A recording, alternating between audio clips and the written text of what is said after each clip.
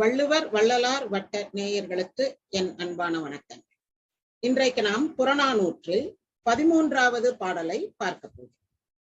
13வது பாடல் சோழன் முடித்தலை கோப்பெரு நற்கிள்ளி. சோழன் முடித்தலை கோப்பெரு நற்கிள்ளியை முடமோசியார் பாடிய பாடல். முடமோசியார் பாடியது திணை பாடான் துறை வாழ்த்தியல். ஒரு தலைவனை வாழ்த்தி பாடுகின்ற ஒரு பாடல். இவன் யார் என்புவையாயின், இவன் யாரு அப்படின்னு கேட்டா, இவன்தான் புலி நிற கவசம் பூம்பொறி சிதைய எய் கனை கிழித்த பகட்டெழில் மார்பின் மரளியன்ன களிற்று மிசையோனே. இவன் யானை மேல் இருப்பவன். புலி நிற கவசம் பூம்பொறி சிதைய எய்கனை கிழித்த பகட்டெழில் மார்பின் மரளி என்ன களிற்று மிசையோனே. அடுத்து களிரே. இப்ப அந்த யானை எப்படிப்பட்டது அப்படின்னா, முன்னீர் வழங்கு நாவாய் போலவும் பன்மீன் நாப்பன் திங்கள் போலவும் சுரவினத்து அன்ன வாளோர் மொய்ப்ப மரியோர் அறியாது மைந்து பட்டன்று. அதனுடைய வீரம் எப்படிப்பட்டது, அந்த யானையினுடைய தோற்றம், அதன் வீரம் எப்படிப்பட்டதுன்னு அடுத்த 4 நோயிலன் ஆகி பெயர்கதில் அம்ம. அவனுக்கு எந்த நோய் வராம அவன் பத்திரமா இருக்கணுமே. பழன மஞ்சை உகுத்த பீலி களனி உழவர் சூட்டோடு தொகுக்கும் கொழுமீன் விளைந்த கள்ளின் விழி நீர் வேலி நாடு கிழவோனே. விழு நீர் வேலி நாடு கிழவோனே. இந்த நாட்டுக்கு தலைவனாகப்பட்டவன். கிழவோன் என்றால் உரிமைப்பட்டவன், தலைவனாகப்பட்டவன். விழு நீரை வேலியாக கொண்டவன், விழுமிய நீர். இப்ப water is the elixir of லைஃப்னு சொல்லுவான். தண்ணீர் தான் இந்த உலகத்திலேயே ரொம்ப விலை மதிப்பு மிக்கது. ஆக விழுமிய நீரை வேலியாக கொண்டவன்னா, அப்ப நம்ம தமிழ்நாடுன்னு சொல்றதை விட இந்த தென்பகுதி குமரிக்கண்டத்தை நாவலந்தீவுன்னுவோம். ஏன்னா சுற்றிலும் தண்ணீர்.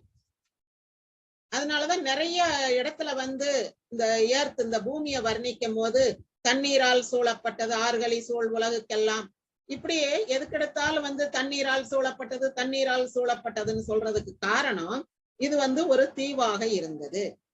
அப்படிப்பட்ட விழுநீர் வேலி நாடு கிழவோன் இந்த தலைவனை பற்றி இவன் யார் என்புவை ஆயின், இவன் யாரு, இந்த தலைவன் எப்படிப்பட்டவன் அப்படின்னு கேட்டா, இவனே இந்த மன்னனாகப்பட்டவன் புலி நிற கவசம் பூம்பொறி சிதைய எய் கனை கிழித்த பகட்டெழு மார்பின். அதாவது அவனுடைய மார்பானது ரொம்ப பகட்டானது. பகட்டானதுன்னா ஒரு ஆணுக்கு எது ஆடம்பரம், எது அழகு அப்படின்னா, அந்த போரில் படுகின்ற வீர காயங்களும் விழுப்புண்களும் வீர தழும்புகளும், அதுதான் பகட்டு எழில் மார்பு. விழுப்புண்கள் பெற்ற மார்பு. அடுத்தது அந்த போரினால் ஏற்பட்ட வீர தழும்புகளை பெற்ற மார்பு.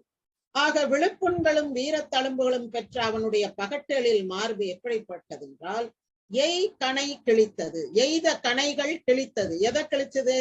புலி நிற கவசம் பூம்பொறி சிதைய. அவன் புலி நிற கவசம் பூண்டிருக்கிறான். அத உரையாசிரியர்கள் என்ன சொல்றாங்கன்னா, புலியினது தோலால் செய்யப்பட்ட கவசம்ன்றாங்க. அப்படி எடுத்துக்கொள்ள வேண்டிய அவசியம் இல்லை. அந்த காலத்துல அது ஒரு மெட்டாலிக் ஏஜ், அயன் ஏஜ் எல்லாம் வந்துருச்சு. அதனால அது புலி நிறத்தில் அமைந்த ஒரு உலோகத்தாலான கவசம் என்று பொருள் கொள்வதே சரியாக இருக்கும் என்பது என்னுடைய கருத்து. அப்படி புலி நிறத்தில் அமைந்த கவசத்தினுடைய பூம்பொறி சிதைய, அந்த கவசத்தினுடைய பகுதி சிதைந்து போகும்படி, தெரித்து போகும்படி எய் கனை கிழித்த. கனை கவசத்தை குத்தி கவசம் தெரித்து அவனுடைய மார்பையும் அது காயப்படுத்தி விழுப்புண்களை அவனுக்கு ஏற்படுத்தி தந்திருக்கிறது. அப்படிப்பட்ட அழகான மார்புடைய மரளி அன்ன களிற்று மிசையோனே. அழகான மார்புடையவன் எதுல இருக்கானா, களிரின் மீது, கொம்பானையின் மீது அமர்ந்திருக்கிறான். அந்த யானை எப்படிப்பட்டதுன்னா, மரளி அன்ன களிறு. மரளி என்றால் வல்லினரகரம், மரளி என்றால் யமன். கூற்றுவனை ஒத்த களிறு. அந்த யானைக்கு முன்னாடி யார் போனாலும் சாவு நிச்சயம். எனவே கூற்றுவனை ஒத்த களிரை உடையவன் அந்த களிரின் மிசை ஊர்ந்து வருபவன். அந்த யானையின் மீதேறி யானை போர் செய்கின்ற ஒரு விரல் வேந்தன். புலிநிற கவசம் பூம்பொறி சிதைய எய்கனை கிழித்த பகட்டலில் மார்பின் மரலியன்ன களிற்று மிசையோனே. கணைகளால் காயம்பட்ட வீர தழும்புகளையும் விழுப்புண்களையும் பெற்ற மார்பை உடைய யானை மீது இவர்ந்து வரும் இம்மன்னன்.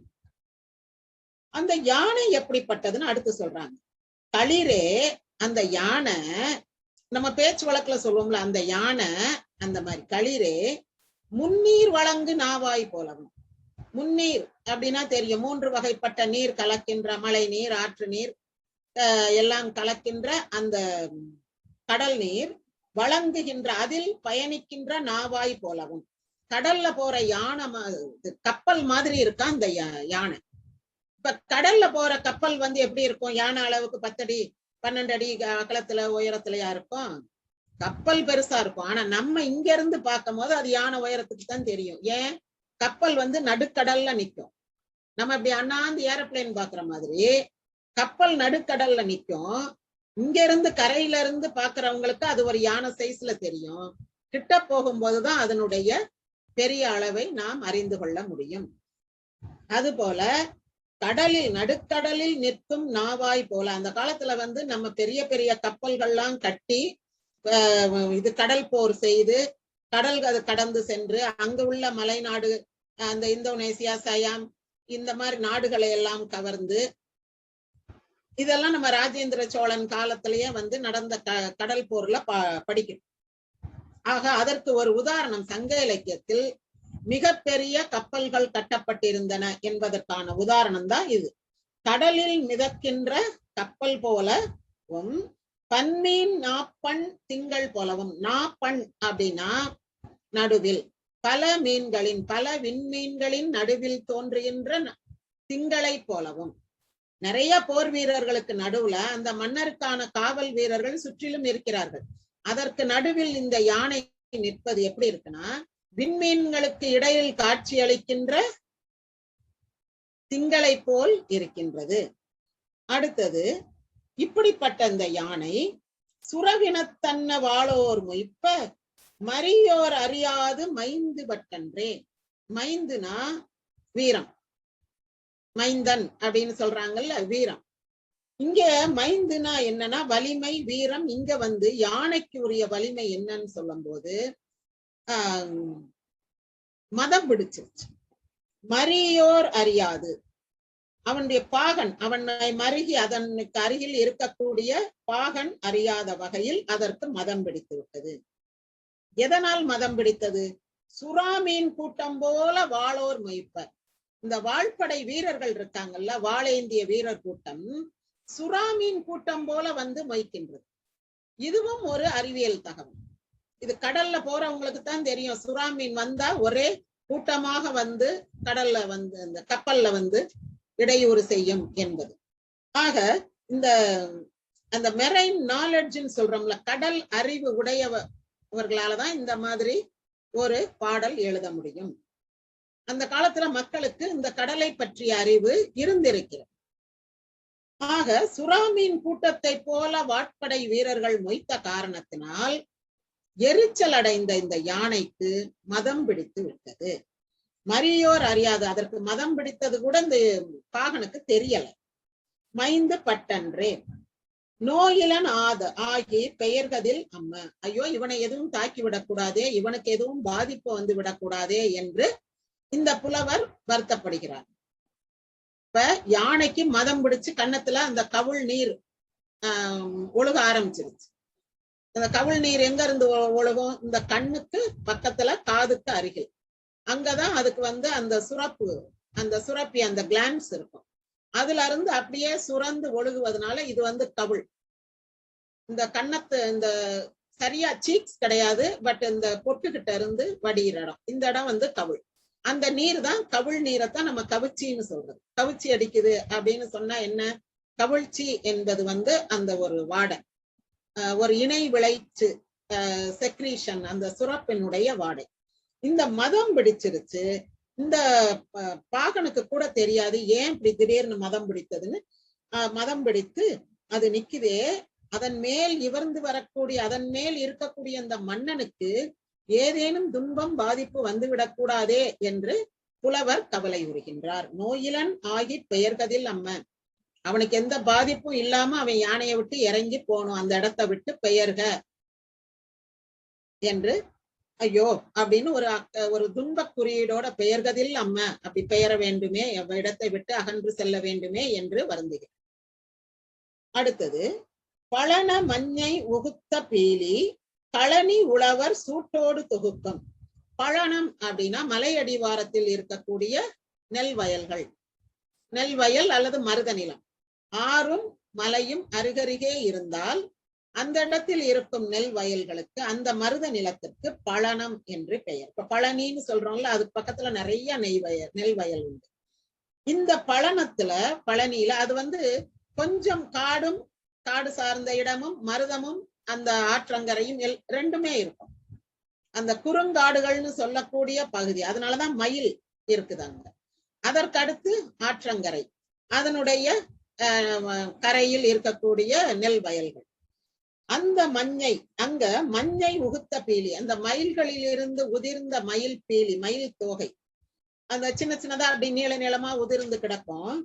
அதை களனி உழவர், களனி என்றால் நெல் வயல், நெல் வயலில் உழுகின்ற உழவர்கள் சூட்டோடு தொகுப்பர். சூடு அப்படின்னா சூட்டடிக்கிறது அப்படின்லாம் சொல்லுவாங்க. நெல் கதிர், அறுவடை செய்யப்பட்ட கதிர் இருக்கு இல்லையா, அந்த கதிர்களைத்தான் மொத்தமா பிடிச்சு அடிக்கிறது தான் சூட்டு அடிக்கிறதுன்னு.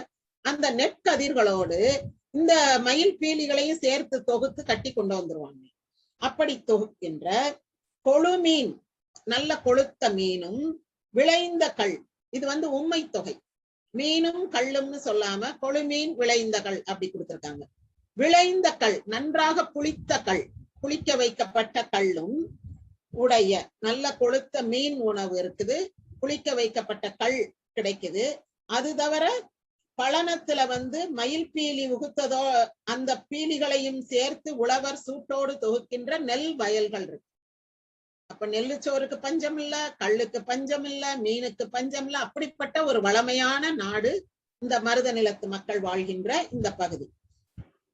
விழுநீர் வேலி நாடு கிளவும், சுற்றிலும் நீரை வேலியாக கொண்ட நாட்டின் தலைவன். இந்த மாதிரி ஒரு வளமையான நாட்டிற்கு தலைவன். ஆக இவன் யார் என்றுவையாயின், முதல்ல அவனுடைய வீரம், அதற்கடுத்து அவனுடைய யானை, அதற்கடுத்து அவனுடைய நிலவளம், 3 விஷயங்கள் சொல்லப்படும். இவன் யார் என்றுவையாயின், இவனே புலிநிற கவசம் பூம்பொறி சிதைய எய்கனை கிழித்த பகட்டலில் மார்பின் மரளி அன்ன களிற்று மிசையோனே. இவன் புலிநிறத்தோடு கூடிய கவசத்தை சிதைக்கின்ற கணைகள் பாய்ந்து கிழித்த அழகான மார்பையும் விழுப்புண்களும் வீர தழும்புகளும் கொண்ட மார்பை உடையவன், யமனை ஒத்த யானையின் மீது ஏறி வருபவன். அடுத்தது, களிரே முன்னீர் வழங்கு நாவாய் போலவும் பன்மீன் நாப்பன் திங்கள் போலவும் சுரவினத்தன்ன வாளோர் மொய்ப்ப மரியோர் அறியாது மைந்து பட்டன்றே.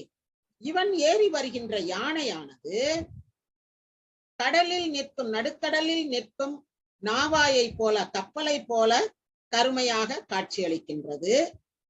பன்மீன் நாப்பன் திங்கள் போல, பல விண்மீன்களின் நடுவில் காட்சி தரும் திங்களை போல, சந்திரனை போல, கதிர்மதியை போல காட்சியளிக்கின்றது. இது அதனுடைய அந்த யூனிக்னஸ், சிக்னிபிகன்ஸ். அப்படி ஒரு வாழ்படை வீரர்களுக்கு நடுவுல அந்த யானை இருப்பது, அந்த விண்மீன்களுக்கு நடுவுல ஒளி பொருந்திய கதிர்மதி இருப்பது போல அது பளிச்சுன்னு தெரியுது. அடுத்தது, சுரவினத்தன்ன வாளோர் மேய்ப்பர். சுறாமீன் கூட்டத்தை போல வாழ்வீரர்கள் சுற்றிலும் இருந்ததனால் பாகனே அறியாத வகையில் இந்த யானைக்கு மதம் பிடித்தது. எனவே நோயிலன் ஆகி பெயர்கதில் அம்ம, இந்த யானையை விட்டு மன்னன் எவ்வித பாதிப்பும் இல்லாமல் இறங்கி அவ்விடத்தை விட்டு அகன்று செல்ல வேண்டும். கடவுளே, அம்மா, ஐயோ, அப்பா, அப்படி. பழன மஞ்சை உகுத்த பீலி களனி உழவர் சூட்டோடு தொகுக்கும் கொழுமீன் விளைந்த கள்ளின் விழுநீர் வேலி நாடு கிளவோனே. இந்த மலையடிவாரத்தில் உள்ள நெல் வயல்களுக்கு அருகே மேய்கின்ற நெல்லெல்லாம் வந்து இந்த மயில் கரிச்சு தின்னுட்டு போயிரும். விவசாயிக்கு வந்து மயிலை பார்த்தாலே பகைவன் தான். இப்ப நிறைய இடங்கள்ல மயில வந்து விஷம் வச்சு கொள்றாங்க, அது இதுன்னு சொல்றதுக்கு காரணம் அவ்வளவு கதிர்களை எல்லாம் அப்படியே அது பால் பிடிக்கிற நேரத்துல சிதைத்து சின்னாபின்னமாக்கிடும். அது மயில் வந்து ரொம்ப தொந்தரவு. நம்ம தேசிய பறவை கொல்லக்கூடாது அப்படி இப்படின்னு சொன்னாலும் விவசாயிக்கு வந்து மயிலால் ஏற்படும் தொந்தரவு மிக அதிகம். ஆக அந்த கதிர்களை எல்லாம், விளைந்த கதிர்களை பொறித்து தின்னும் அந்த மயில்கள் உதிர்த்த மயில் பீலியையும் தாங்கள் அறுவடை செய்த நெற்கதிர்களோடு சேர்த்து கட்டி கொண்டு வந்து தொகுக்கின்ற, சேர்த்து வைக்கின்ற மீனும், நல்ல கொளுத்த மீனும் குளித்த கள்ளும் கிடைக்கின்ற நாட்டுக்கு தலைவன். இப்ப இந்த தலைவன் யாருன்னு தெரியுதா? அவனுடைய களிர் எப்படிப்பட்டது, அவனுடைய நாட்டு வளம் எப்படிப்பட்டதுன்னு புரிஞ்சுக்கிட்டீங்களா? நன்றி, வணக்கம்.